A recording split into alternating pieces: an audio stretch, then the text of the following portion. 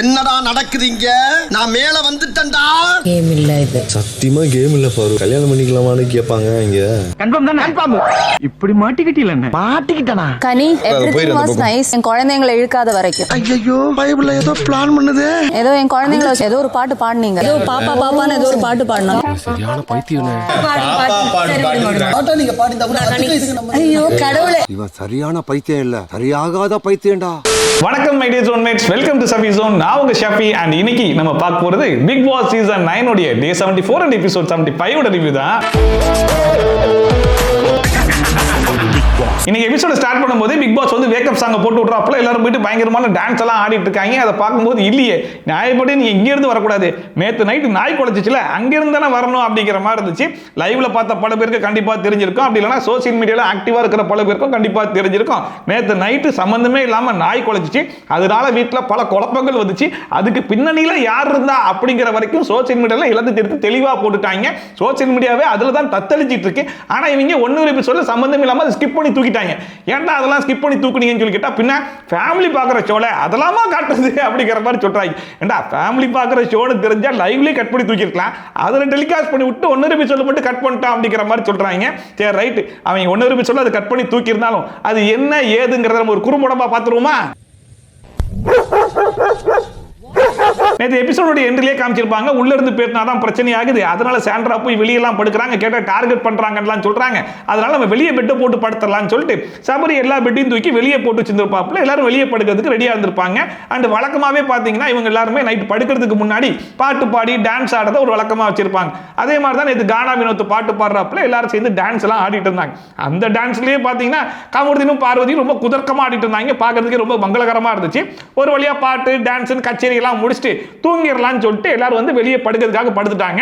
இவங்க எல்லாரும் படுத்ததுக்கு அப்புறமா குட் நைட் சொல்லிட்டு உள்ள போற அந்த ரெண்டு பேர் யாருன்னு சொல்லி கேட்டீங்கன்னா நம்ம கமருதீனும் பார்வதியும். இவங்க ரெண்டு பேரும் உள்ள போயிட்டாங்க, இவங்க எல்லாம் குட் நைட் சொல்லிட்டு படுத்துருக்காங்க. கொஞ்ச நேரத்திலே பிக் பாஸ் நாயை குலைக்க விடுறாப்புல.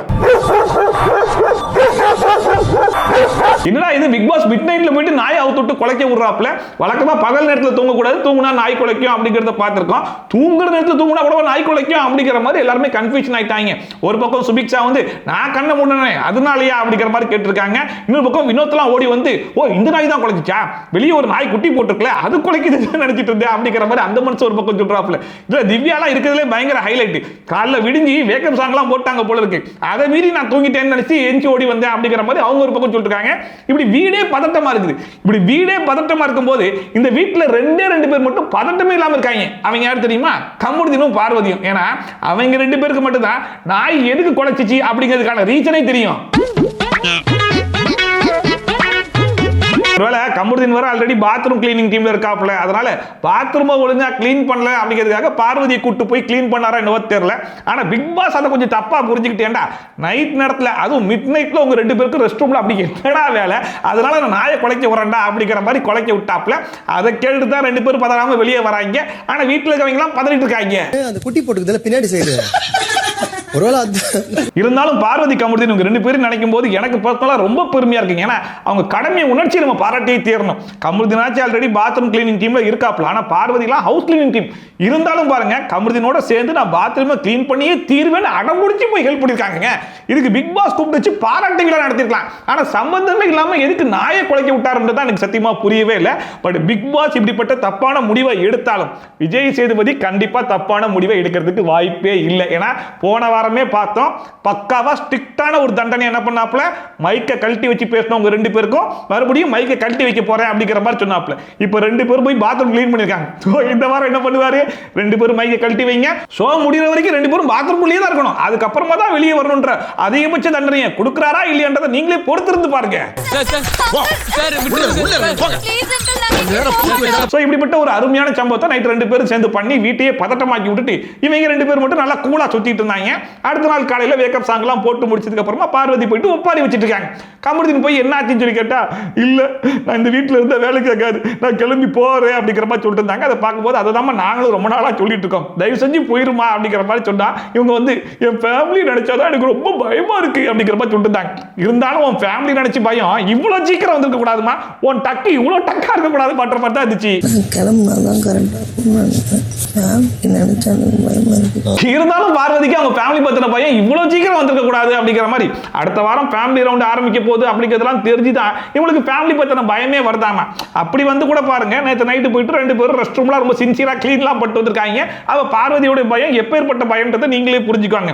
இப்படி வந்து பார்வதி ஃபேமிலின்னு புலம்ப ஆரம்பிச்சோன்னே கமருதீன் ஒரு பக்கம் இங்க பாரு, எனக்கெல்லாம் பயமே கிடையாது, எது வந்தாலும் நான் நிற்பேன், நான் ஒன்றும் இந்த கேமுக்காகலாம் பண்ணல, அதை நீ முதல்ல புரிஞ்சுக்கோ அப்படிங்கிற மாதிரி சொன்னாலும் மறுபடியும் எங்க அம்மா என்ன நினைப்பாங்க எனக்கு புரியல, எங்க அம்மா ஒரு மாதிரி நினைச்சிருவாங்கடா அப்படின்னு சொல்லிட்டு அம்மான்னு சொல்லிட்டு மறுபடியும் அதே போட்டுருக்காங்க. இந்த மனுஷனும் முடிஞ்ச அளவுக்கு இங்க பாரு, நம்ம வந்து எதுவாக இருந்தாலும் ஃபேஸ் பண்ணிக்கலாம், முதல்ல கேமை ஃபோக்கஸ் பண்ணலாம், வெளியே போய் பார்த்துக்கலாம் அப்படிங்கிற மாதிரி சொல்றாப்ல. இருந்தாலும் எங்க அம்மாடா, எங்க அம்மா உள்ள வந்தா எப்படிடா எனக்கு ஒரு மாதிரி இருக்குடா, எனக்கு ஒன்றுமே தெரியலடா. நான் 74 நாள் போச்சு இது வரைக்கும் அவங்க அம்மா இந்த ஷோ பார்க்குறாங்க, நம்ம இந்த கர்மத்தெல்லாம் பண்ணிட்டு இருக்கோமே அவங்களுக்கு தோணலையா. அடுத்த வாரம் உள்ள வர போறாங்கன்னு தெரிஞ்சதுக்கு அப்புறமா தான் இவங்களுக்கு பயமே வருது அப்படிங்கிற மாதிரி நடிச்சிட்டு இருக்காங்க. இதுல வர கமருதீன் வந்து உனக்கு மட்டும் தான் ஃபேமிலி இருக்கா, எனக்கு இல்லையா, எங்க அக்காலாம் பார்க்க தான் செய்வாங்க, நம்ம என்ன அவ்வளவு பெரிய தப்பா பண்ணிட்டோம், லவ் பண்றதுலாம் அவ்வளவு பெரிய தப்பா அப்படிங்கிற மாதிரி இந்த மனுஷன் ஒரு பக்கம் கேட்டிருக்காப்ல. எனக்குள்ள ஃபேமிலி இருக்கு, அக்கா இருக்காங்க, கமருதீன் முடிஞ்ச அளவுக்கு பார்வதி கிட்ட பாசிட்டிவா பேசி பார்க்கறாப்புல, பயங்கரமான மோட்டிவேஷனல் ஸ்பீச் எல்லாம் கொடுத்து பார்க்கறாப்புல. ஆனா கடைசி வரைக்கும் பார்வதி வந்து இல்லடா உன் மேல எனக்கு பெருசா நம்பிக்கை வரவே இல்லடா, எது வந்தாலும் எங்க அம்மாடா, எங்க அம்மா நம்மளை சேர்த்து வைப்பாளோ, எங்க அம்மா நம்மளை பிரிச்சு வைப்பாளோ அப்படிங்கிற மாதிரி எங்க அம்மான்னு சொல்லிட்டே இருந்த உடனே கமருதீன் கடுப்பா இந்த மனுஷன் என்ன சொல்லிட்டாப்ல, இவ்வளவு சொல்ற நம்ப மாட்டியா, எவனாச்சும் ஷோல வச்சு உன்னை கல்யாணம் படிப்பேன்னு சொல்லுவானா, நான் சொல்லியிருக்கேன்ல அப்படிங்கிற மாதிரி சொல்லும் போது தான் நமக்கே தெரியுது இந்த ஷோல வச்சு கமருதீன் பார்வதி கிட்ட கல்யாணம் பண்ணிக்கிறேன் அப்படிங்கிற கமிட்மெண்ட் எல்லாம் கொடுத்திருக்காரு போல இருக்கு. அதை பார்க்கும்போது நம்ம நினைச்சோம் இந்த சீசன்லயே வந்து வினோத், விக்ரம் இவங்கள தான் காமெடி கேட்டகரியில இறக்கி விட்டுருக்காங்க. ஆனா நமக்கே தெரியாம இவங்க 2 பேரும் பாருங்க எப்படிப்பட்ட ஹெவி காமெடி எல்லாம் முடியுங்க. கேம் இல்ல இது, சத்தியமா கேம் இல்ல பாரு, கல்யாணம் பண்ணிக்கலாமான்னு கேட்பாங்க, இங்க கேம்லாம் இல்ல போய் அந்த எல்லாத்தையும் பேசி முடிச்சு கடத்துல அப்ப எங்க அம்மா வந்து என்னதான் பேசினாலும் எவ்வளவுதான் திட்டினாலும் நீ என் கூட நிப்ப, டீல் அப்படின்னு சொல்லிட்டு 2 பேரும் டீல் வேற போட்டுக்கிறாங்க. Deal promise. இந்த நடிப்பருக்கு சான்றா இந்த வீட்டில் எப்படிப்பட்ட ஒரு டிராமாவை கிரியேட் பண்றாங்க, அதுக்கு என்னென்ன பெர்ஃபார்மன்ஸ் பண்றாங்க, அதுக்கு எவ்வளவு எஃபோர்ட் போடுறாங்க அப்படிங்கிறதெல்லாம் வெளியிருந்து பார்க்குற ஆடியன்ஸ் ஆகிய நமக்கே தெரிஞ்சிருக்கும் போது உள்ள இருக்கிற கண்டஸ்டன்ஸுக்கு தெரியாமையா இருக்கும். ஏன்னா வீட்டுக்குள்ள போயிருக்கிற பல கண்டஸ்டன்ஸ் வந்து இதுக்கு முன்னாடி இருக்கிற பிக் பாஸ் சீசன்லாம் பார்த்துட்டு தான் போயிருக்காங்க. அதுல வந்து ஒரு ஃபார்மட் ஒன்று இருக்கு இல்லையா, அது ஓவியால ஆரம்பிச்சு ஆரி வந்து ஏன் கடைசியா அர்ச்சனா வரைக்கும் அந்த ஃபார்மட் வந்து ஒர்க் அவுட் ஆயிருக்காது. என்னன்னு சொல்லி பார்த்தீங்கன்னா, ஒரு ஆளை மொத்த வீடே சேர்ந்து டார்கெட் பண்ணிச்சுன்னா ஆப்போனன்ட்ல இருக்க கூட அந்த ஒரு ஆளுக்கு தான் பயங்கரமான சப்போர்ட் வரும். அந்த சப்போர்ட் வந்து சாதாரண சப்போர்ட் கிடையாது, அந்த ஒரு ஆளை தான் வந்து டைட்டில் வின்னர் ஆக்கிறதுக்கு கூட ட்ரை பண்ணுவாங்க. அதில் பார்த்தீங்கன்னா ஓவியா டைட்டில் வின்னர் ஆக வேண்டியது அவங்களே வெளியே வந்துட்டாங்க. ஆரிக்கு அதே மாதிரி ஒரு ஆதரவு தான் கிடைச்சிச்சு. ஈவன் அர்ச்சனாவை வீடே சேர்ந்து டார்கெட் பண்ணதுனால அர்ச்சனாக்கு பயங்கரமான ஆதரவு வந்து அவங்க தான் டைட்டில் வின்னர் ஆனாங்க. அதாவது அர்ச்சனா, ஓவியா, ஆரி இவங்கெல்லாம் என்ன, இவங்களை விட பல மடங்கு ஓட்ட நான் வாங்கி காட்டுறேன் பார், நான் பிக் பாஸ்லேயே ஒரு ஹிஸ்டரியை கிரியேட் பண்ணி காட்டுறேன் பார் அப்படிங்கிற பேர்ல இவங்களே எல்லாத்தையும் போய் சண்டை பிடிச்சிக்கிட்டு, இவங்களே அழுதுகிட்டு, இவங்களே தனியா வந்து உட்கார்ந்துக்கிட்டு பாத்தீங்களா அவங்க எல்லாம் அங்க இருக்காங்க, நான் இங்க இருக்கேன், நான் தனிமை, அதை புரிஞ்சுக்கோங்க மக்களே அப்படிங்கிற மாதிரி சொல்றாங்க. அவங்க எல்லாம் அந்த பக்கம் டான்ஸ் ஆடிட்டு இருந்தா இவங்க மட்டும் தனியா போய் டான்ஸ் ஆடிட்டு, புரிஞ்சுக்கோங்க மக்களே அவங்க குரூப்பிசம், நான் தனி அப்படிங்கிற மாதிரி பல க்ளூ எல்லாம் கொடுத்துட்டு இருக்காங்களே. இதை உள்ள இருக்கிற கண்டஸ்டன்ஸும் பார்க்க தானே செய்வாங்க. அதை பார்த்து விக்ரம் வந்து கணிக்கிட்ட சொல்லிட்டு இருக்காப்ல, இதுக்கு முன்னாடி இந்த பிக் பாஸ்ல இந்த மாதிரி ஃபார்மட்லாம் ஒர்க் அவுட் ஆயிருக்கு, அதே மாதிரி சிம்பத்தி ஓட்டை தான் இவங்களும் கிரியேட் பண்றாங்க. ஒருவேளை இவங்க தனிமையில் இருக்காங்க அப்படிங்கிற மாதிரி மக்கள் நினைச்சு அவங்களுக்கு சிம்பத்தி ஓட்டு போடுறதுக்கான வாய்ப்பும் இருக்கலாம். அப்படி நடந்தா அது எனக்கு ஒன்றும் பிரச்சனை இல்லை, நடந்துட்டு போட்டுன்ற மாதிரி விட்டுருவேன் அப்படிங்கிற மாதிரி விக்ரம் ஒரு பக்கம் சொல்ல, இன்னொரு பக்கம் கனியுமே ஆமாமா நான் பார்த்த வரைக்கும் அந்த மாதிரி நடக்கிறதுக்கு வாய்ப்பு இருக்கு, இவங்களுக்கும் ஆதரவு கிடைக்கிறதுக்கான வாய்ப்பு இருக்கு அப்படிங்கிற மாதிரி கனியுமே சொல்லிட்டு இருக்காங்க. அவங்க மேல ஒரு சிம்பத்தி ஓட்டு கிரியேட் ஆக்சுவலா உண்மையை சொல்லணும்னா சாண்ட்ரா கையில் எடுத்திருக்க இந்த ஸ்ட்ராட்டஜி இருக்கு இல்லையா, அது உண்மையிலேயே ஒரு நல்ல ஸ்ட்ராட்டஜி தான். ஏன்னா பிக் பாஸ் ஹிஸ்டரியை புரட்டி பார்த்தீங்கன்னா இந்த ஃபார்மட் உண்மையிலேயே ஒர்க் அவுட் ஆயிருக்கு. பட் அவங்களுக்கும் சாண்ட்ராக்கும் இருக்கக்கூடிய அந்த டிஃபரன்ஸ் என்னன்னு சொல்லி கேட்டீங்கன்னா, அவங்களுக்குலாம் அது ஆர்கானிக்கா கிரியேட் ஆச்சு, இவங்க இதை வாலண்டரா கிரியேட் பண்றாங்க. இவங்க வந்து தனிமையில் இருக்கேன் சொல்லிட்டு இவங்களே போய் சொன்னாதான் தெரியுது. அண்ட் மற்றவங்க எல்லாம் குரூப்பா இருக்காங்க, குரூப்பிசமா இருக்காங்க அப்படிங்கிறது இவங்க தான் எல்லா கேமராலையும் போய் ரெஜிஸ்டர் பண்றாங்களே தவிர்த்து யாருமே இவங்களை ஒதுக்கி வைக்கவும் இல்லை, இவங்களை தனிமைப்படுத்தவும் கிடையாது. இவங்கள தான் எல்லாத்தையும் கிரியேட் பண்றாங்க. இதெல்லாம் கூட பரவாயில்ல, ஓவியா போய் தனியா பேசியிருப்பாங்க பாருங்க, அதை கூட காப்பி அடிச்சு போயிட்டு இவங்க பள்ளிக்கிட்ட பேசிட்டு இருக்காங்க. அப்ப எந்த அளவுக்கு காப்பி அடிச்சு ரெஃபர் பண்ணி எல்லா விஷயத்தையும் பண்றாங்கன்றதை நீங்களே புரிஞ்சுக்கோங்க. பட் இவ்வளவு பண்ணாலும் சாண்ட்ரா எதிர்பார்க்கிற மாதிரி மாதிரி அந்த ஆதரவு கண்டிப்பா கிடைக்கும். ஆனா சாண்ட்ராக்கு இல்ல, ஆப்போனன்ட் டீமுக்கு. ஆனா இந்த வாரம் அமித்துக்கு என்னதான் ஆச்சுன்னு தெரியல, முழுக்க முழுக்க சாண்ட்ரா கிட்டே தான் உட்கார்ந்து பேசிட்டு இருக்காப்ல. ஒருவேளை வீட்டுல இருக்கிற எல்லாருமே திங்க் பண்றாங்க பாத்தீங்களா, ஒருவேளை சிம்பத்தி ஓட்டு வந்து மக்கள் சாண்ட்ராக்கு கொடுத்துருவாங்களோ அப்படின்னு சொல்லிட்டு அதே விஷயத்தை இந்த மனுஷனுமே யோசிச்சு ஒருவேளை சாண்ட்ராக்கு அதிகமான சப்போர்ட் வரதுக்கான வாய்ப்பு இருக்கலாம். அப்படி சப்போர்ட் வந்துச்சுன்னா நம்ம சாண்ட்ரா கிட்ட பேசுறதுனால நமக்குமே பாதி சப்போர்ட் வரும், நம்ம பாதி பாதியா ஷேர் பண்ணிக்கலாம் அப்படிங்கிற மாதிரி நினைச்சு எதுவும் பேசிட்டு இருக்காரான்னு தெரியல. ஆனா நெகட்டிவிட்டி தான் ஷேர் பண்றாரு அப்படிங்கிறது அவருக்கே தெரியல போல இருக்கு. அண்ட் பேசுறது மட்டும் இல்லாம சாண்ட்ரா கிட்ட பேசும்போது பாசிட்டிவாக பேச முடியும். இந்த மனுஷன் நிறைய நெகட்டிவான விஷயத்தை தான் பேசிட்டு இருக்காப்ல. இந்த டாஸ்க் பத்தி ஃபர்ஸ்ட் பேச ஆரம்பிச்சாங்க. வினோத் கூட உட்கார்றீங்க, முடிஞ்ச அளவுக்கு டென்ஷன் ஆகாதீங்க அப்படிங்கிற மாதிரி சொல்லிட்டு இருந்தாங்க. அதுக்கு அவங்க வந்து நீங்க திவ்யாவோட போறீங்க, நீங்க திவ்யாவோட பயங்கர டென்ஷன் ஆயிராதீங்க அப்படின்னு சொல்லிட்டு ரெண்டு பேரும் மாறி மாறி அட்வைஸ் வேற பண்ணிட்டு இருந்தாங்க. அண்ட் இதுல ஆல்ரெடி அமித்துக்கும் திவ்யாக்கு வேற ஒரு வாய்க்கால் தகராறு போயிட்டு இருக்கு. போன வீக்கெண்ட் எபிசோட்ல அமித்துக்கு அதிகமா திட்டு விழுந்ததுக்கான ஒன் ஆஃப் த ரீசன் வந்து திவ்யாவும் கூட இல்லையா. சோ அமித் என்ன சொல்றாப்ல, திவ்யா வந்து அதிகமா அட்டென்ஷன் சீக் பண்றா அப்படிங்கிற மாதிரி சொன்னா அதுக்குமே சாண்ட்ரா பாருங்க, ஆமா ஆமா அவளுக்கு பெருசா அட்டென்ஷன் கிடைக்கல அப்படிங்கிறதுனால அந்த அட்டென்ஷன் அவளே வாலண்டரா கிரியேட் பண்றா அப்படிங்கிற மாதிரி யாரு சொல்றா, சாண்ட்ரா சொல்லிருக்காங்க. இந்த அட்டென்ஷன் கிரியேட் பண்றதெல்லாம் ஃபுல் டைம் ஜாபா இந்த வீட்ல பண்ணிட்டு இருக்கதே சாண்ட்ரா தான். எப்படி கொஞ்சம் கூட கூச்சமே இல்லாம இவங்க அடுத்தவங்கள பார்த்து சொல்றாங்கன்னு தெரியல. அட்டென்ஷன் கிடைக்கல அப்படின்னு தெரிஞ்சிருச்சு, ஸ்டார்டட் கிரியேட்டிங் இட். அதுல அமித் வந்து திவ்யா யாரோ லைட்டா தான் டச் பண்ணாங்க, அதுக்கு போயிட்டு அவ ஓன்லாம் கத்துறா அப்படிங்கிற மாதிரி சொல்லும்போது கூட அவ வந்து அடுத்த பார்வதியா மாறிட்டு வரா, பார்வதி கேரக்டர் தான் இவளுமே அப்படிங்கிற மாதிரிலாம் சொல்லிட்டு இருந்தாங்க. அண்ட் எங்கடி சுத்தினாலுமே கடைசியில் எங்க வந்து நிற்பாங்கன்னு சொல்லி பார்த்தீங்கன்னா அவங்க எல்லாம் குரூப்பிசம், நான் மட்டும் தனிமை அப்படிங்கிறது ரெஜிஸ்டர் பண்ணி ஆகணும் இல்லையா. ஸோ இப்போ வந்து மறுபடியுமே இந்த ஒஸ்ட் பர்ஃபார்மர்னு வரும்போது ஏன் பேர் தான் இந்த வாரம் சொல்லுவாங்க பாருங்க. அதுக்கு அவங்க சொல்ல போற ரீசன் நீங்க பொறுத்திருந்து பாருங்க, என்னென்ன அக்யூசேஷன்லாம் சொல்ல போறாங்கன்னு பாருங்க அப்படிங்கிற மாதிரி. எங்கிட்ட சுத்தினாலும் சரி, யாருக்கிட்ட பேசினாலும் சரி, வாய்ப்பு கிடைக்கும் போதெல்லாம் நான் தனிமையா இருக்கேன், அவங்க குரூப்பா இருக்காங்கன்றது ரெஜிஸ்டர் பண்ணாம விட மாட்டாங்க. சாண்ட்ராயும் பேசல, எங்களையும் அவாய்ட் பண்றாங்க. பெஸ்ட் வர்ஸ்ட் பெர்ஃபார்மன்ஸ் அன்னைக்கு பார்க்கணும். அப்புறம் பிக் பாஸ் எல்லாரும் கூப்பிட்டு சோஃபால உட்கார வச்சு டான்ஸ் மாரத்தான் டாஸ்க்கை ஸ்டார்ட் பண்ணலாம் அப்படிங்கிற மாதிரி ஸ்டார்ட் பண்ணாங்க. செகண்ட் டீமா பார்வதி டீம் தான் வந்தாங்க. பார்வதி கமருதீன் ரெண்டு பேருமே டான்ஸ் ஆடுறதுக்காக போயிட்டாங்க. கனி ஆதிரை ரெண்டு பேருமே கெஸ் பண்றதுக்காக வந்துட்டாங்க. ஃபர்ஸ்ட் பாட்டு பாத்தீங்கன்னா மக்காமிச்சி லெஃப்ட் ஹேண்ட்ல ஹேண்டில் பண்ற மைக்கேல் லாசி அப்படிங்கிற பாட்டு இருக்கு, அந்த பாட்டை போட்டுட்டாங்க. ரொம்ப நேரமா பார்த்துட்டு இருந்தாங்க. ஆனா கமருதீன் வந்து லெஃப்ட் ஹேண்டே ரொம்ப நேரமா ஆடிட்டு இருந்தோடனே லெஃப்ட் ஹேண்ட் மக்காமிச்சி அப்படிங்கிற மாதிரி கரெக்டா கண்டுபிடிச்சிட்டாங்க. ரெண்டாவது பாட்டுலாம் மின்சார கண்ணா டான்ஸ் ஆடுறதை பார்த்தே கண்டுபிடிச்சிட்டாங்க. மூணாவது பாட்டு பாத்தீங்கன்னா ஆட்டுக்குட்டி முட்டை எட்டு அப்படிங்கிற பாட்டுக்கு ஆட்டுக்குட்டி மாதிரி நடிச்சு காமிச்சா யானைக்குட்டி பாட்டு என்ன அப்படின்னு வச்சுட்டு இருக்காங்க. அது யானை இல்லடா ஆடு அப்படின்றதுக்கு ஆட்டை வந்து வெட்டுவாங்க இல்லையா, அந்த மாதிரி ஒரு ஆக்ஷன் பண்ணி காமிச்ச உடனே ஆடு ஆட்டுக்குட்டி அப்படிங்கிற மாதிரி அந்த பாட்டையுமே கரெக்டாக கண்டுபிடிச்சிட்டாங்க. அந்த அடுத்த கிளிமாஞ்சரோக்கெல்லாம் அந்த காஸ்டியூம் போட்டு ஆடுற உடனே அதையுமே பார்த்து கண்டுபிடிச்சிட்டாங்க. அண்ட் கடைசியாக பார்த்தீங்கன்னா ஆசை கூட அப்படிங்கிற அந்த ஆல்பம் சாங் இருக்கு இல்லையா, அந்த பாட்டை போட்டு விட்டாங்க. ஆகா இங்க மாட்டிக்கிட்டாங்கடா, ஒரு மணி நேரம் ஆட போறாங்கடா அப்படிங்கிற மாதிரி பார்த்துட்டு இருக்கும்போது கரெக்டாக பார்வதி அந்த ஹூக் ஸ்டெப் இருக்கும் தெரியுமா, அந்த ஹூக் ஸ்டெப் வந்து பயங்கர ட்ரெண்ட், பயங்கர வைரல், அதை கரெக்டாக ஆடி காமிச்சிட்டாங்க. அதை பார்த்த உடனே கனி வந்து சரி ரைட்டு இது வந்து அந்த ஆல்பம் சாங் சாய் அபியங்கர் அப்படிங்கிற வரைக்கும் க்ளூ கொடுத்த உடனே ஆதிரை அந்த பாட்டை கரெக்டாக கண்டுபிடிச்சு அதையும் பாட்டாங்க. நேத்து இதே டாஸ்க்ல விக்ரமும் அரோராவும் கிட்டத்தட்ட 2.5 மணி நேரம் நாக்கு தள்ள டான்ஸ் ஆடிட்டு இருந்தாங்க. அப்ப கூட எஃப்ஜே சுபிக்ஷா உட்காந்து படுத்து கிடந்துட்டு வேடிக்கை பார்த்துட்டு கிடந்தாங்க. அதை கம்பேர் பண்ணும்போது இவங்க எல்லாம் எவ்வளவு ஃபாஸ்டா கண்டுபிடிச்சாங்கன்ற மாதிரி இருந்துச்சு. அப்புறமா விக்ரம் அண்ட் சுபிக்ஷா ரெண்டு பேரும் வந்து பேசிட்டு இருந்தாங்க. சுபிக்ஷா வந்து விக்ரம் என்ன சொன்னாங்கன்னா, இது வரைக்கும் 2 ஓப்பன் நாமினேஷன் நடந்திருக்கு, அந்த 2 ஓப்பன் நாமினேஷன்லயுமே எஃப்ஜே என்னதான் நாமினேட் பண்ணிருக்கான் அப்படிங்கிற மாதிரி சொல்லும்போது விக்ரம் என்ன சொல்றாப்ல, இந்த வாட்டி பார்த்தோம்னா எல்லாருமே ரொம்ப கால்குலேட்டிவா பண்ணாங்க, அது நம்ம எவிக்டாய் வெளியே போக கூடாது அப்படின்னா இவங்க நாமினேஷன்ல இருக்கணும், இவங்க நாமினேஷன்ல இருந்தாங்கன்னா நம்ம சேஃபா அப்படிங்கிற மாதிரி யோசிச்சு அவங்க என்னத்துக்கு ஏத்த மாதிரி பண்ணிருக்காங்க அப்படிங்கிற மாதிரி சொல்லி விட்டாப்ல. இல்ல இந்த தடவை கொஞ்சம் எல்லாரும் ரொம்ப கால்குலேட்டிவா பண்ணிருக்காங்க.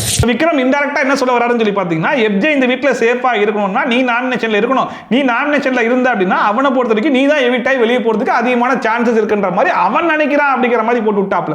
அந்த அடுத்ததா பாத்தீங்க அப்படின்னா அரோராவா நீயா அப்படின்னு சொல்லி பார்க்கும்போது அரோரா ஏதோ ஒரு இடத்துல ஒன்னை விட கொஞ்சம் தெளிவா கேம்ல ஆடுறாளோ அப்படிங்கிற மாதிரி எனக்கு தோணுது அப்படிங்கிற மாதிரி சொன்னாப்ல. அப்ப கூட சுபிக்ஷா வந்து இல்லையே நானும் நிறைய இடத்துல நல்லா பெர்ஃபார்ம் பண்ண தானே செய்யறேன் அப்படிங்கிற மாதிரி சொன்னாலுமே இல்ல என்ன பொறுத்த வரைக்கும் அவ ஏதோ ஒரு இடத்துல ஒன்னை விட கொஞ்சம் ஓவர்டேக் பண்ணி போற மாதிரி தான் எனக்கு தோணுது அப்படிங்கிற மாதிரி சொல்லி விட்டாப்ல. சோ 2 இடத்துல என்ன சொல்லிட்டாருன்னு சொல்லி பாத்தீங்கன்னா, எஃப்ஜே பொறுத்த வரைக்கும் நீ தான் வெளியே போவன்ற மாதிரி யோசிக்கிறான் அப்படிங்கிற மாதிரி சொல்லி விட்டாங்க. அந்த அரோராவோட அவனை கம்பேர் பண்ணி பார்த்தாலும் நீ அரோராவோட கொஞ்சம் லோவா இருக்கிற மாதிரி தான் இருக்கு அப்படிங்கிற மாதிரி அந்த மனுஷன் சொன்னதை வச்சுக்கலாம். சுபிக்ஷா என்ன புரிஞ்சுக்கிட்டாங்கன்னா, எப்படி சுத்தி பார்த்தாலும் இந்த வாரம் நான் தான் எவிக்டாய் வெளியே போறதுக்கு அதிகமான சான்ஸ் இருக்கா, அடுத்த வாரம் ஃபேமிலி ரவுண்ட் ஆயிடுச்சு, என் ஃபேமிலி உள்ள வருன்ற மாதிரிலாம் எதிர்பார்த்தனே, அப்ப வராதா அப்படிங்கிற மாதிரிலாம் யோசிச்சுட்டு சுபிக்ஷா என்ன பண்ணிட்டாங்கன்னா போயிட்டு பயங்கரமான ஒப்பாரிலாம் வைக்க ஆரம்பிச்சிட்டாங்க. விக்ரம் தான் போயிட்டு சமாதானம் சொல்லிட்டு இருக்காப்ல. இதை சுபிக்ஷா வந்து திங்க் பண்ணி என்னென்னமோ யோசிக்க ஆரம்பிச்சிட்டாங்க. இந்த டாஸ்க்ல கூட அரோரா இடத்துல நான் இருந்திருக்கணும், நான் அங்க இருந்து டான்ஸ் ஆடி இருந்தேன்னா 2.5 மணி நேரம் ஸ்போர்ட்டி மோட்டிவா டான்ஸ் ஆடி இருக்காளே அப்படிங்கிற மாதிரி பேர் கிடைச்சிருக்கும். நான் இங்க வந்ததுனால என் பேர் கெட்ட பேரா இருக்குமா அப்படிங்கிற அளவுக்குலாம் யோசிக்க ஆரம்பிச்சிட்டாங்க. இது எல்லாத்தையுமே விக்ரமும் சுபிக்ஷாவும் ட்ரெஸ்ஸிங் ரூமுக்கு உள்ள உட்காந்து பேசிட்டு இருந்தனால பிக் பாஸ் என்ன சொல்லிட்டாரு, எதுவா இருந்தாலும் வெளியே வந்து பேசுங்க அப்படிங்கிற மாதிரி 2 பேரும் வெளியே வர சொல்லிட்டாப்ல. அதுக்கப்புறம் பாத்தீங்கன்னா சுபிக்ஷா வந்து கார்டன் ஏரியால இருக்கிற சோஃபால போய் உட்காந்து பயங்கரமா கதறி கதறி அழுக ஆரம்பிச்சிட்டாங்க. எல்லாரும் போய் எவ்வளவுதான் சமாதானப்படுத்தினாலும் யாராலுமே சமாதானப்படுத்த முடியல. அவங்களுக்கு மைண்ட்ல பிக்ஸ் ஆயிடுச்சு. ஓகே, விக்ரம் சொல்றதெல்லாம் வச்சு பார்க்கும்போது விக்ரமுடைய கெஸ் கரெக்டா தான் இருக்கும். இந்த வாரம் நம்ம தான் எவிக்ட் ஆகி வெளியே போறோம் போல இருக்கு, நம்ம ஃபேமிலி உள்ள வராது போல இருக்கு அப்படிங்கிற மாதிரி யோசிச்சு பயங்கரமா டென்ஷன்ல அழுக ஆரம்பிச்சிட்டாங்க. ஸ்பீட் பிரேக்கர் தான் இது. வண்டியில கியர் மாத்தி மேலே ஏத்தி கீழே இறங்கிட்டு அண்ட் சுபிக்ஷா ஒரு பக்கம் கடந்து கதறி கதறி அழுகிறத பார்த்து பிக் பாஸே கன்ஃபெஷன் ரூம்லாம் கூப்பிட்டு வச்சு கடல் கடல் அப்படிங்கிற மாதிரி அவங்களுக்கு ஏற்ற மாதிரி கடல்லே எக்ஸாம்பிள்லாம் சொல்லி கொஞ்சம் மோட்டிவேஷன்லாம் பண்ணி வெளியே அனுப்பிச்சு விட்டாப்ல. இன்னொரு பக்கம் பார்த்தா விக்ரம் போயிட்டு கதறி கதறி அழுதுட்டு இருக்காப்ல. என்னன்னு சொல்லி கேட்டா, இல்லடா நான் நார்மலா தான் பேசினேன், அதை கேட்டா அந்த மாதிரி எமோஷனல் ஆயிட்டா அப்படிங்கிற மாதிரி அந்த மனுஷன் ஒரு பக்கம் அழுதுட்டு இருந்தாப்ல. அதை பார்க்கும்போது என்னடா இது வரிசையா எல்லாருமா வந்து அழுதுட்டு இருக்கீங்க அப்படிங்கிற மாதிரி இருந்துச்சு. அண்ட் ஒரு வழியா பிக் பாஸ் காமெடி இப்படிலாம் பண்ணி 2 பேரும் சிரிக்கலாம் வச்சு உள்ள அனுப்பிச்சு விட்டாப்ல. அண்ட் இன்னைக்கு எபிசோடு ஃபுல்லாவே பார்த்தீங்கன்னா பார்வதி வந்து பல பேர்கிட்ட உட்காந்துக்கிட்டு மூஞ்சி ரொம்ப சோகமா வச்சுக்கிட்டு, ஐயோ அடுத்த வாரம் எங்க அம்மா வர பிறகு ஃபேமிலி ரொட்டேட் நடக்கும் போது தெரியலையா அப்படிங்கிற மாதிரிலாம் புலம்பிட்டு இருந்தாங்க.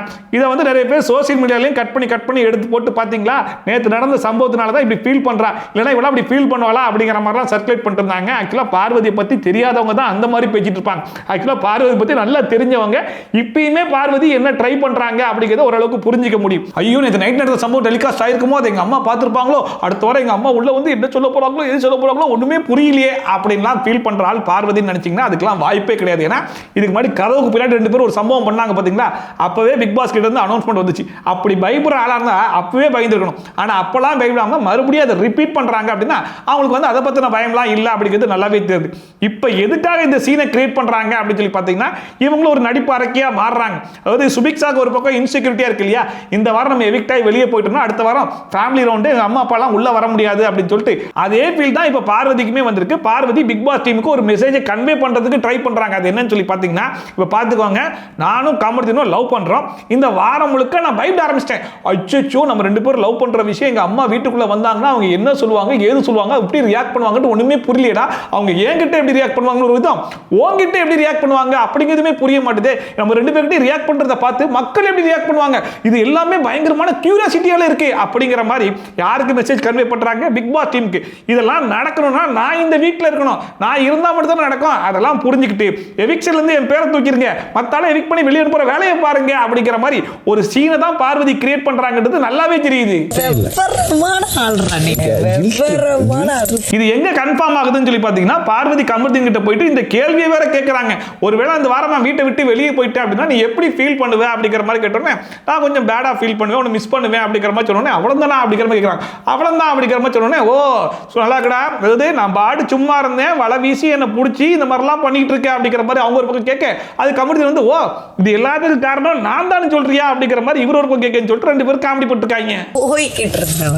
வலையில சிக்கி பார்வதி இப்ப கமர்தீன் கேட்ட இந்த கேள்வியை வச்சு இதுக்கு முன்னாடி பார்வதி சாண்ட்ரா கிட்ட பேசும்போது ஒரு வார்த்தை சொல்லியிருப்பாங்க, நான் கமர்தீன் கிட்டே சொல்லிட்டேன், ஒருவேளை உனக்கு முன்னாடி நான் வெளியே போயிட்டேன் அப்படின்னா இதனால அக்செப்டே பண்ணிக்க முடியாது அப்படின்னு சொல்லிட்டு வரிசையா பாத்தீங்கன்னா இந்த வாரம் முழுக்க பார்வதி நான் வெளியே போயிடுவேனா அப்படிங்கிறதே தொடர்ந்து பேசிட்டே வராங்க. இதை வச்சே பார்வதி இந்த வாரம் எவிக்ட் ஆகிறதுக்கான வாய்ப்பு இருக்குன்ற மாதிரி அவங்க ரொம்ப நம்புறாங்க போல. சோ அப்படி ஆகிடக்கூடாது அப்படிங்கிறதுக்காக தான் இந்த சீனை கிரியேட் பண்றாங்கன்ற டவுட் எனக்கு ஹெவியா வருது. அப்புறமா மறுபடியும் டான்ஸ் மாரத்தான் டாஸ்க் வந்து ஸ்டார்ட் பண்ணாங்க. இதுல கடைசியா வினோத் டீம் தான் வந்தாங்க. வினோத் அண்ட் சாண்ட்ரா 2 பேருமே வெளியே கெஸ் பண்றதுக்காக வந்திருந்தாங்க. உள்ள வந்து அமித் அண்ட் திவ்யா 2 பேருமே டான்ஸ் ஆடுறதுக்காக போயிட்டாங்க. அண்ட் இதுல பாத்தீங்கன்னா ஃபர்ஸ்ட் சாங்கா கொக்கரக்கோ அப்படிங்கிற சாங் இருக்கு இல்லையா, அதுதான் போட்டுட்டாங்க. போட்டுட்டோன்னே கொஞ்சம் சீக்கிரமாவே கண்டுபிடிச்சிட்டாங்க.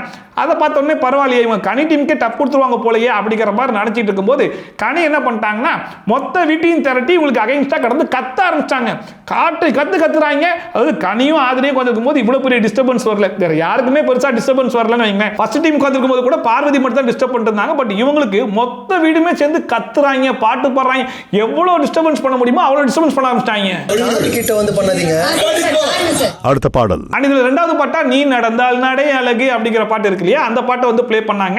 அப்போ அமித் வந்து சூப்பர் ஸ்டார் அப்படிங்கிற மாதிரி ரியாக்ஷன் காமிச்ச உடனே ஓகே சூப்பர் ஸ்டார் பாட்டா வந்து பாடிட்டு இருந்தாப்ல. அப்போ அந்த கரெக்டான பாட்டையும் கண்டுபிடிச்சி பாடிட்டாப்ல.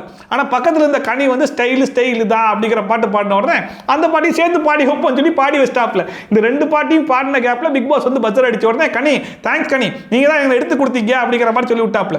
எதுக்கு சொன்னார் அப்படின்னா, இந்த மாதிரி சொன்னா வச்சு நம்ம உளறியே கண்டுபிடிக்க வச்சிடறோமே, இதுக்கப்புறம் நம்ம அமைதியா இருப்போம் அப்படிங்கிற மாதிரி நினைச்சு சொல்லி விட்டாப்ல.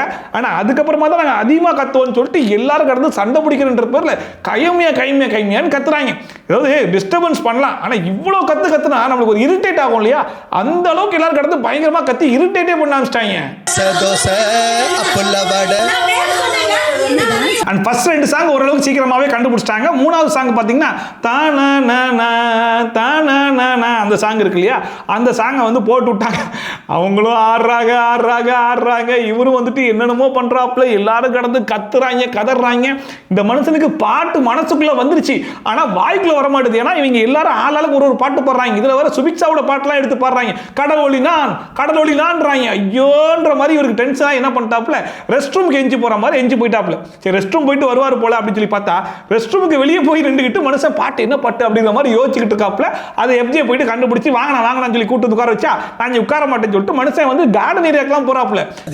நீ பண்ணி சொல்லணும் இல்ல பண்ணக்கூடாது ஆக்டிவிட்டி ஏரியால. அப்ப எஃப்ஜே வந்து வினோத் கிட்ட அண்ணா நீங்க இப்படிலாம் பண்ணக்கூடாதுன்னா இது ரூல் பிரேக்கிங்னா அப்படிங்கிற மாதிரி சொன்னாலுமே பிக் பாஸ் சொல்லல, பிக் பாஸ் சொல்லட்டா நான் படம் தான் செய்வேன் அப்படிங்கிற மாதிரி வினோத் ஒரு பக்கம் செய்ய ஆரம்பிச்சிட்டாப்ல. இப்போ பிக் பாஸ் என்ன பண்ணிட்டாருன்னா பாட்டையே ஸ்டாப் பண்ணி வச்சுட்டாப்ல.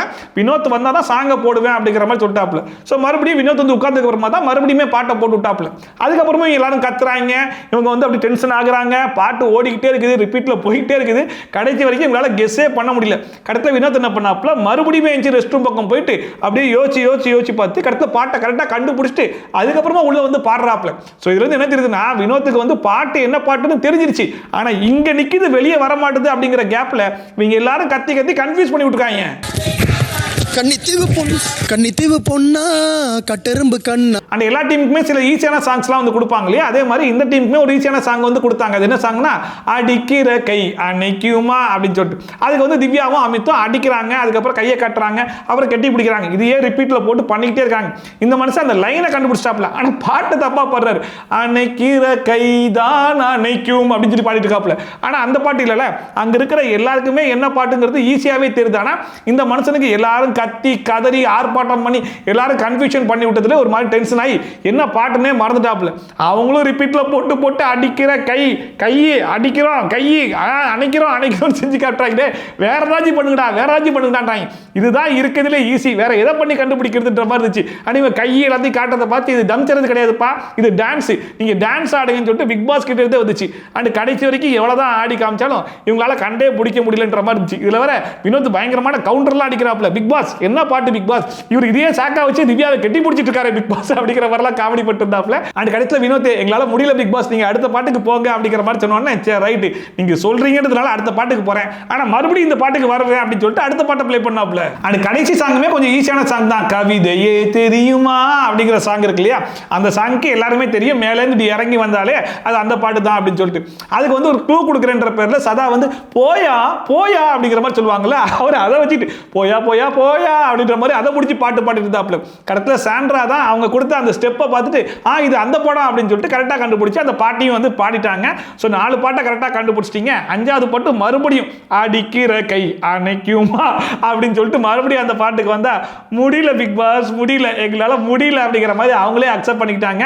சரி நீங்களே முடியலன்னு சொன்னதுனால இந்த பாட்டை நான் ஸ்கிப் பண்ணிடுறேன்னு சொல்லிட்டு நீங்க 5க்கு 4 பாட்டு தான் கண்டுபிடிச்சிருக்கீங்கன்னு சொல்லிட்டு இந்த டாஸ்க்கை வந்து க்ளோஸே பண்ணிட்டாப்ல. கண்டுபிடிக்க முடியலன்னு இந்த பாடல் உங்களுக்கு கொடுக்கப்படாது. அண்ட் வீக்லி டாஸ்க் முடிஞ்ச உடனே சாண்ட்ரா வந்து நான் ஏன் டாஸ்க்கை ஸ்டார்ட் பண்றேன் அப்படிங்கிற பேர்ல சம்பந்தமே இல்லாம, அதாவது கனி நீங்க பாட்டெல்லாம் பாடுனீங்க நல்லா தான் இருந்துச்சு, ஆனா என் பிள்ளைங்களை பத்தி நீங்க பாடிட கூடாது அப்படிங்கிற மாதிரி சொல்றாங்க. உங்க பிள்ளைங்களை பத்தி நான் பாடுனா எப்பங்க பாடினேன், என்ன பாட்டுன்னு சொன்னா அது என்ன பாட்டுன்னு தெரியல, ஆனா என் பிள்ளைங்களை பத்தி நீங்க பாட்டு பாடிட கூடாது, அது நல்லா இல்லை அப்படிங்கிற மாதிரி சொல்றாங்க.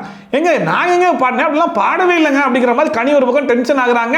நீங்க பாடுனீங்க வேணா நீங்க வெளியே போய் ஷோ பார்த்துக்கோங்க அப்படிங்கிற மாதிரி சொல்றாங்க. நீங்க பாருங்க நீங்க தேவையில்லாம இந்த மாதிரிலாம் கிரியேட் பண்ணாதீங்க, நான் என் பிள்ளை மேல சத்தியம் பண்றேன் நான் இந்த மாதிரிலாம் பாடவே கிடையாது அப்படிங்கிற மாதிரி எத்தனை வாட்டி சொன்னாலும் நீங்க பாடுனீங்க எனக்கு நல்லாவே தெரியும், நீங்க வெளியே போய் ஷோ பார்த்துக்கோங்க அப்படிங்கிறத மறுபடியும் சொல்லி கனி ஒரு பக்கம் ட்ரிகர் பண்றாங்க. கனி ஒரு பக்கம் பயங்கரமா டென்ஷனா இங்க பாருங்க, ஒருத்தங்களை வில்லனா கிரியேட் பண்ணலாம், ஆனா இந்த அளவுக்கு சீப்பா கேவலமா பண்ணக்கூடாதுங்க அப்படிங்கிற மாதிரி சொன்னா நீங்க தாங்க சீப்பு அசிங்கம் எல்லாம் நீங்க தான் அப்படிங்கிற மாதிரி கனியை பார்த்து சொல்லிருக்காங்க. இல்ல விக்ரம் வந்து கனிக்கு சப்போர்ட் பண்ணி அதெல்லாம் பாடலைங்க, நான் இங்க தான் இருந்தேன் அப்படிங்கிற மாதிரி சொன்னதுக்கு இல்ல பாப்பா பாப்பான்னு ஒன்று பாடினாங்களா பார்த்தேன், அதாவது பாப்பா பாடும் பாட்டு அந்த பாட்டை பாடினாங்களா, அந்த பாட்டு இவங்க பிள்ளைய பார்த்து பாட்டாங்களாமா.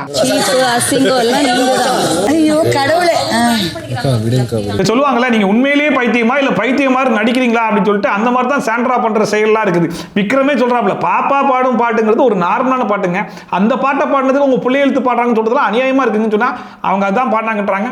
வினோத்தும் சொல்றாங்க பாருங்க அவங்க நார்மலா பாடிருப்பாங்க, உங்க பிள்ளைய நினைச்சலாம் பாடு அவங்க அப்படிதான் பாடினாங்க, நீங்க போய் ஷோ பாருங்கன்னு சொல்லிட்டு மறுபடியும் எவ்வளவு பேர் எவ்வளவுதான் எடுத்து சொன்னாலும் ஏதாச்சும் ஒண்ணு கிடைக்கணும் அதை வச்சு நான் கிரியேட் பண்ணணும் அப்படின்னு சொல்லிட்டு வாலண்டரா பண்றாங்கிறது நல்லாவே தெரியுது. அண்ட் இதுல யாரை வில்லன் ஆக்கணும் அப்படிங்கிற மாதிரி யோசிச்சு அதையும் வேணும்னே பண்றாங்கன்றது நல்லாவே தெரியுது.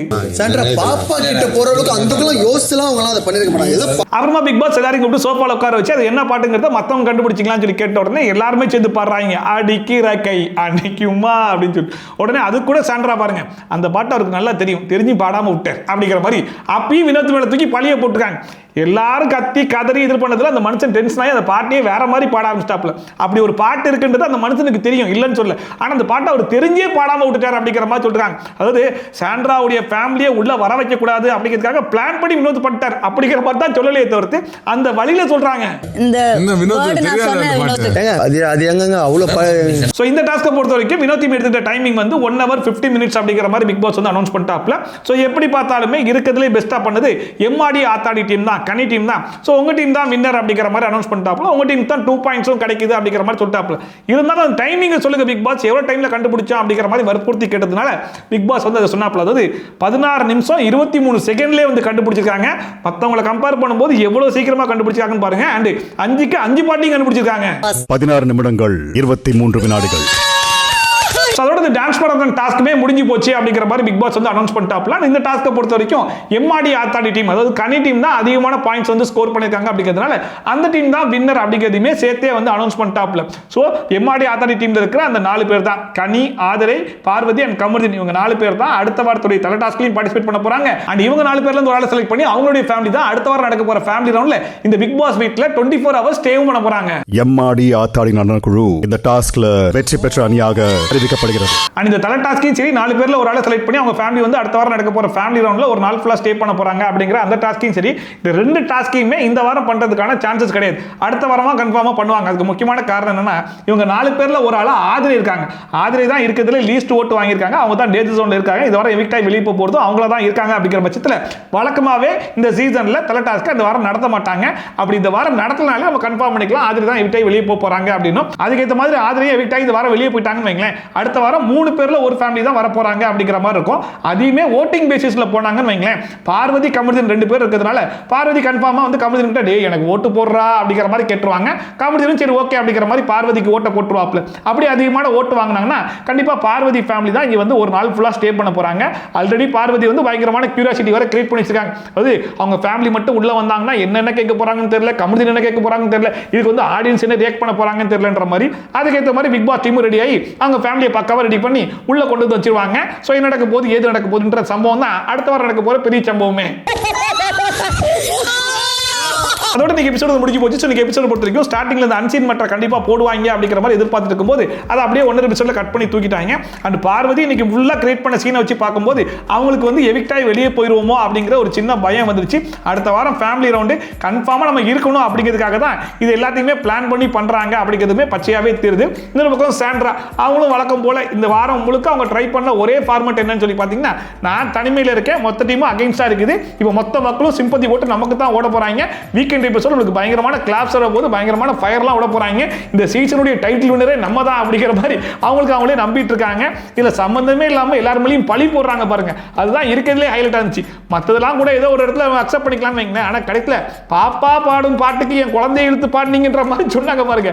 அதெல்லாம் எங்க கொண்டு போய் எழுதுறதுன்னே சத்தியமா தெரியல. சாண்ட்ரா பண்ற வேலையெல்லாம் வச்சு பார்க்கும்போது சாண்ட்ராவே இந்த வாரம் தூக்குனாலும் கரெக்டாக தான் இருக்கும். பட் இருந்தாலும் தூக்குவாங்களா அடுத்த வாரம் ஃபேமிலி ரவுண்ட் அப்படிங்கிறதுனாலே கன்ஃபார்மா சாண்ட்ரா வச்சிருப்பாங்க. எப்படி கால்குலேட் பண்ணி பார்த்தாலும் கடைசில ஆதரை வெளியே போறதுக்கு தான் அதிகமான சான்சஸ் இருக்கு. ஸோ அதுக்கு தான் இந்த வாரம் எவிக்ட் ஆகி போவாங்கன்ற மாதிரி நினைக்கிறேன். என்ன நடக்கும் போது எது நடக்கும் போது அப்படிங்கிறத பொறுத்து வந்து பார்க்கலாம். அண்ட் இவங்க 3 பேர்ல யாருடைய ஃபேமிலி அடுத்த வாரம் தங்க போறாங்க அப்படிங்கிறத நீங்க நினைக்கிறீங்களா அதையும் மறக்காம கமெண்ட் செக்ஷன்ல போட்டு விடுங்க. இந்த எபிசோட் பத்தின கருத்து என்ன அப்படிங்கிறது மறக்காம கமெண்ட் செக்ஷன்ல சொல்லுங்க. அண்ட் இதே மாதிரி ட்ரோல்ஸ் அண்ட் வியூஸ்லாம் கண்டிப்பா பார்க்கணும்னா மறக்காம சப்ஸ்கிரைப் பண்ணிட்டு பக்கத்துல கூடிய பெல் ஐகான் டான் தட்டி விட்டீங்கன்னா போற வீடியோ நோட்டிஃபிகேஷன் நான் டைம் கொஞ்சம் சேர்ந்துரும். ஸோ மீண்டும் சூப்பரான வீடியோட சூப்பரான ரிவ்யூட சூப்பரான ட்ரோலோட சந்திக்கலாம். Shafi tata bye and take care.